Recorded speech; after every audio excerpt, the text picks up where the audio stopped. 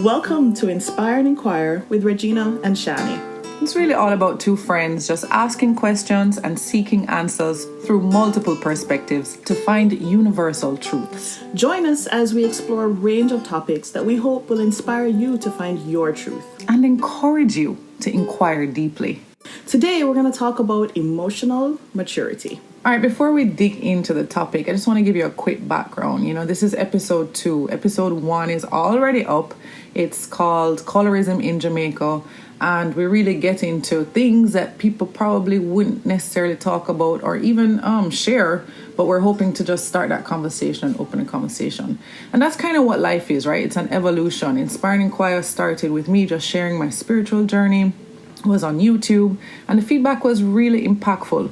But what I realized is that, a lot of people could be impacted more if I opened up the platform and opened up the sharing of this journey, and not just a spiritual journey, but bringing everything into this, thing we call life and trying to inspire and understand it together. So I said, Shani, why don't you come in and bring some of your insight, because you've always been with me on my journey as well.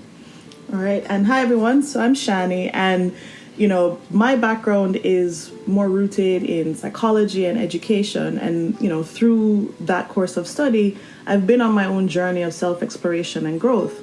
And Regina and I have been sharing our journey with each other. And in an attempt to continue to grow, I decided to join her on this platform. And I hope that through our discussions, we're able to offer insight and kind of show how it all is unified and together in some way. All right, sounds good. Let's get into it. So as we mentioned before, we're going to talk about emotional maturity. And before we kind of go into what we've learned about it, I want to give you a definition I found by Roger K. Allen, who has a PhD in psychology. And he defines it as the ability to identify and manage your own emotions as well as the emotions of others. So you can identify an emotion and respond to it rather than react to it. I love the identify aspect of that definition, because a lot of us are able, I feel, to identify that we have emotions, but we're not always capable of identifying the root of those emotions. Exactly. And the part I love is respond rather than react, because I always hear things like, them feelings or things like that. So you're feeling this emotion and you're just kind of reacting to it versus saying, oh, what I'm feeling is anger, and now I'm going to respond to, like you say, what's causing this anger and address it rather than react and get mad and yell and curse, etc. And then, from a spiritual sense, I always try and look at the Bible to kind of help to bring a full picture to some of the things that I'm thinking. And I really love the fact that I find Jesus being that representation of what emotional maturity is. It was really easy for me to connect emotional maturity with the Bible because of Jesus.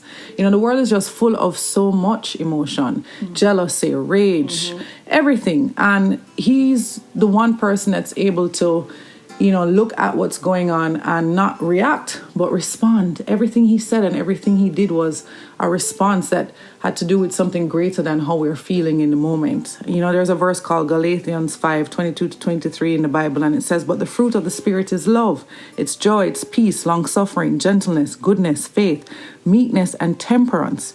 Against such there is no law." The temperance is really what stands out to me in this verse, because that's what's required to be able to respond to something and not react to something if you're living, in a place of peace and joy and love. And what's interesting about the journey is that a lot of us are very aware of trying to become more mature in a physical sense. Let me get to the gym. Let me get healthy. Let me watch what I put into my body, things like that. Exactly. We're also looking at, mentally, let me read more books. Let me understand more. Let me glow up and grow up, right? And we also are aware of this spiritual element as well. Getting closer to God, or if you want to say a higher power, or thinking outside of the physical world, if you will. Right. But how many of us have really looked at our emotional maturity or immaturity, or our emotional growth, space and growth in this world? And, speaking just from our background as Jamaicans, like, I remember growing up thinking that your emotions were things that you kept you kept that quiet. You put that to the side.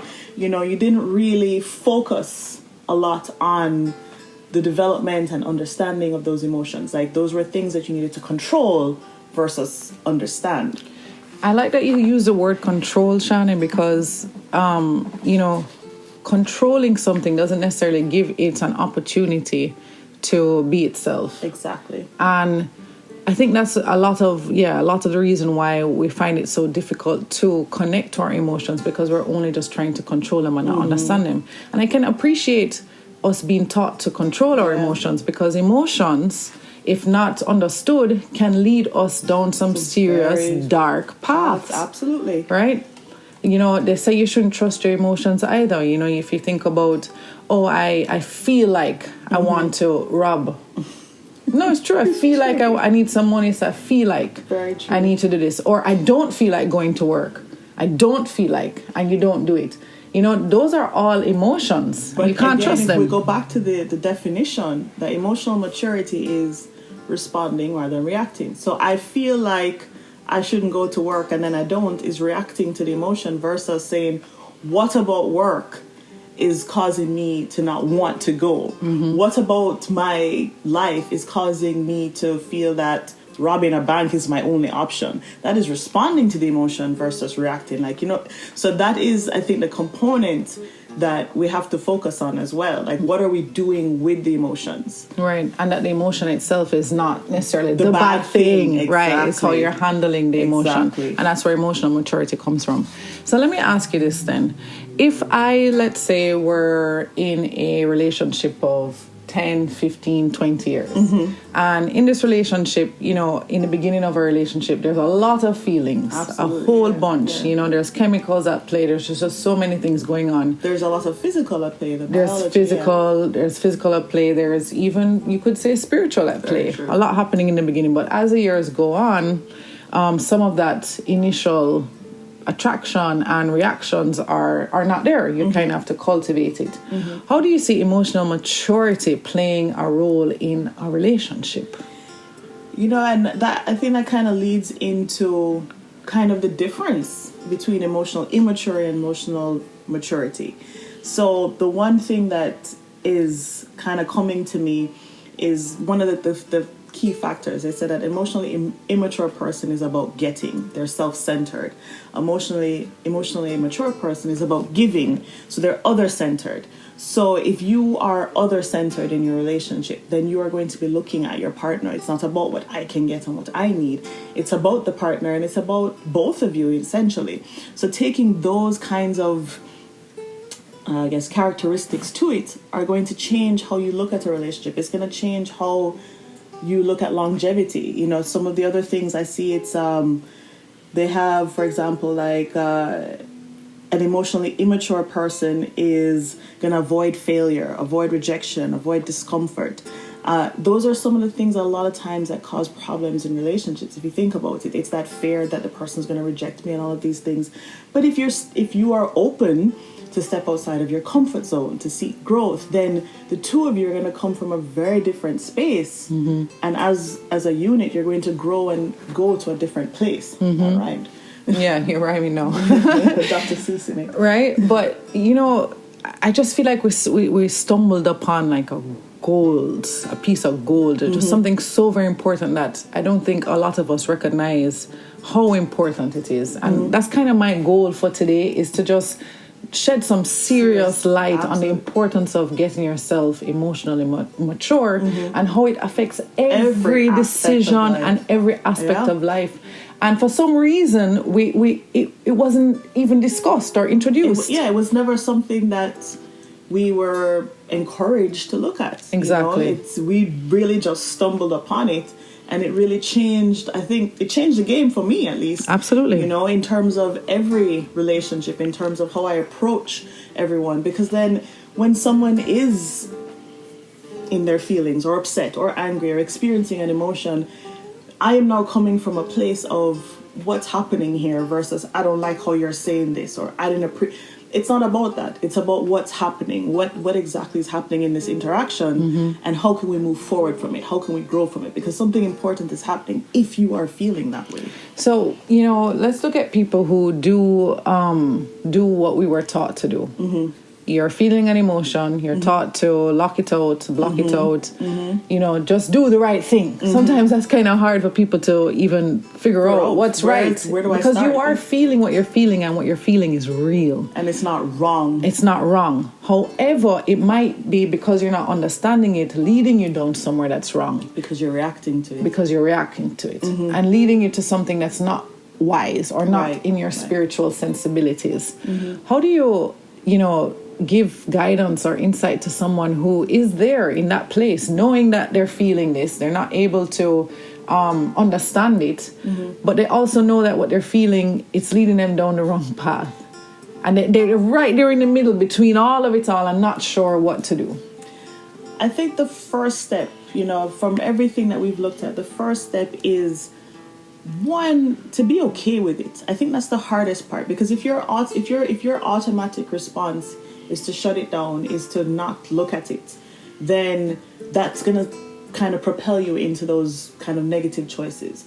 But if you, and I like this one, if you sit with that emotion, whatever that emotion is, if you're okay with that, I am feeling this way, whatever it is, like my blood feeling hot right now because I'm so angry, I am crying now because I'm so sad. If you can be okay with that place, then you can start kind of dissecting it and understanding it. But if you can't just sit with it, if you can't own it and embrace it, it's never going to be something that you really and truly understand. I also feel like a lot of times we tend to look outward first. Absolutely. And one of the biggest things I've found in this search of emotional maturity is to start inward. Absolutely. Always start with looking at me and how I'm affected, how I am affecting, and just where I am in this space. And that was another one of those things. So it was, an emotionally immature person is going to react. Life is happening to me. You are doing this to me. You are saying this about me. It is all because of something else someone else has done. Versus, I make choices. So even if someone is saying something negative, what did I do or say that contributed to this environment? Because no one is ever blameless. Even if you did nothing and said nothing, that could have been the thing that you did that caused the situation. Absolutely. So that is one of the biggest things, to be able to look at self and say, well, where am I in this space? How did I get myself here? So, let's look at the other extreme, someone who is actually very emotional. And let's say they are looking at their emotions and they're trying to, look inward, and, they're on this path. And I feel like sometimes in our society, we tend to take advantage of people like that. Or can we even take advantage of people who are in a space of, I can be the bigger person here. I can look at this from a objective point of view. I can work around this emotional, immature person, and they continue their life like that, working around people who just aren't on their level, but never necessarily getting to the place where they need to be, because no man is an island. Well, there's an interesting about you said when you said work around it. So working around that person, being like, okay, this is where you are, so I'm going to respond. That is one component, but are you addressing it? Because you do have to address that person. If that person is, a valid part of your life and you want to maintain this relationship, all of that, you have to address it. So I can work around it and be like, okay, I understand where this person's coming from. They may not know, but I get it. So I don't harbor any negative feelings about it. But am I addressing that person? Am I, because a lot of times I think we also hide from conflict or run from conflict. And to me, another part of being emotionally mature is not seeing conflict as this thing to run from. Conflict is a place where you can grow. Conflict doesn't mean we kick off and in a big argument. Conflict means that we are uncomfortable, but we are addressing a situation to come out of it and learn. So if you shift that view of conflict being this, I'm going to work around you and avoid the conflict, versus I'm going to address you and figure it out, and then we grow, that's how you I think, can come out of that place. And then if the person is not willing or responsive or any of those things, now you know, and then you can make a choice. So when you make that choice, you're not making it from an angry, reactive place. You are looking at the situation and looking at this space you're in with this person and saying, this is no longer a healthy place or healthy space for me to be in for either of us. And so you need to remove yourself from that. So it's not about constantly kind of having someone take advantage of you or even coming off as kind of using you, you know. It is about, again, you know what, maybe you and I, we're no longer good for each other in whatever the capacity is. You know, I find a lot of people, especially with this Vision 2020, talking a lot about, you know, cleaning up their space. A lot about, oh, this person doesn't serve me anymore. I'm only going to deal with people who are up in my game as well, or boy, bye. Like, there's a whole lot of just kind of self-awareness to that choice that you're saying that people have.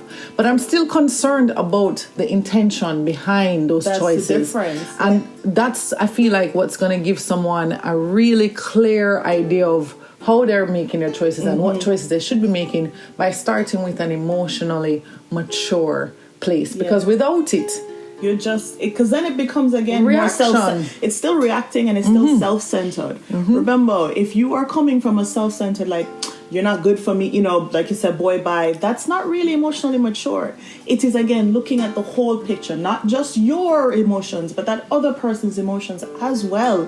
And then being able to make that choice from there, that are we good for each other? Are we helping each other? Or is it that space or separation is what's going to make us better? You know, and it doesn't have, again, it's not about anger or FU or any of that. It's about being realistic and aware of what's happening. Let's try and look at a few people who we feel are emotionally mature. I mean, for one, I think Jesus is. Absolutely. But can we think of anyone else to kind of show an example of what that looks like? What kind of people you feel is emotionally mature? A good starting point for me, especially with learning about this, is Brene Brown. So to me, you know, if you're looking for somewhere to go next, just Google her TED Talk. Watch her Netflix special, and you know, she speaks like how she writes, by her book or audiobook, and that is really an example of an emotionally mature person, because while she's studied all of these things, so she's a researcher on emotions, but the ones that we don't like shame and things like that, vulnerability, she herself has done the work to really understand herself. And you know, she talks a lot about her experiences and how she has to make those choices every day, whether it's with her husband, her child, her co-workers, her friends. So you really see someone who is not only teaching, but is also on their journey as well, and using that to kind of help all of us. So she's like the perfect example for me. Perfect. So remember, Brene Brown, check out her TED Talk. That's a quick, easy, free way to start. And then you can find yourself if you want to go further down that journey. So I know Sean has been doing some research on the topic, and she found a great little paragraph from Peter Scazzero. I'm not sure. Yeah, Scazzero. I don't speak Italian. But it says, when we ignore the emotional component of our lives, we move through the motions of Christian disciples, activities, and behaviors. But deeply rooted behavioral patterns from our past continue to hinder us from an authentic life of maturity in Christ. Let me read that for you again. When we ignore the emotional component of our lives, we move through the motions of Christian disciples, activities, and behaviors. But deeply rooted behavioral patterns from our past continue to hinder us from an authentic life of maturity in Christ. So we often neglect to reflect on what's going on inside us and around us. That's what we call emotional health. And are too busy to slow down to be with God. That's contemplative spirituality. So as a result, we run the high risk of remaining stuck as spiritual infants, failing to develop into spiritually, emotionally mature adults in Christ. So I think you said it well, because from the beginning, you know, we started off with just understanding that Christianity is all about being emotionally mature. And I kind of found my space spiritually, growing emotionally, and didn't even realize that that's what the journey was about. So I'm hoping that today we can really shed light on the importance of that emotional aspect. And also to grow. kind of show that there is no specific starting point. Like, we both started at very different places to come right to the same spot.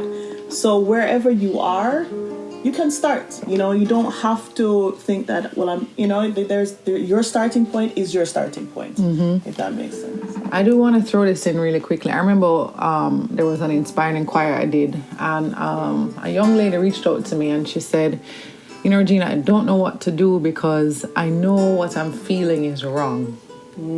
But I keep going down this path. And then I repent and I try again and I feel what I'm feeling and I go down the path again. How do I get past this feeling? And at the time I didn't have An answer. I really didn't. I said, you know, God forgives us, and, you know, try and continue to search for your truth. This is a good step. You know, I put her to a verse or two in the Bible, but to me, this, if you're listening today, my friend, this is the answer. You have to understand that feeling. Understand the feeling. Get deep into it. Be vulnerable. Be open with yourself. And be okay with it. And be okay with who you are, and then make a choice. Then you can make a choice from a real place. Yeah. And we're choosing not to respond. We're choosing not to react to things, but to respond. Understand and respond. Yeah.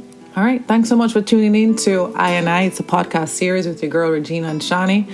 Again, we appreciate all of your support and feedback along the way. Remember to like and subscribe and comment and review. Feedback's always welcome. Yeah. All right. We'll see you next week, every Sunday. This is how we get down. Next week, we're going to be looking at something very interesting to me as well. It's defining success. What is the definition of success, and how defining it can help you to find that place of growth. All right. Bye. Bye.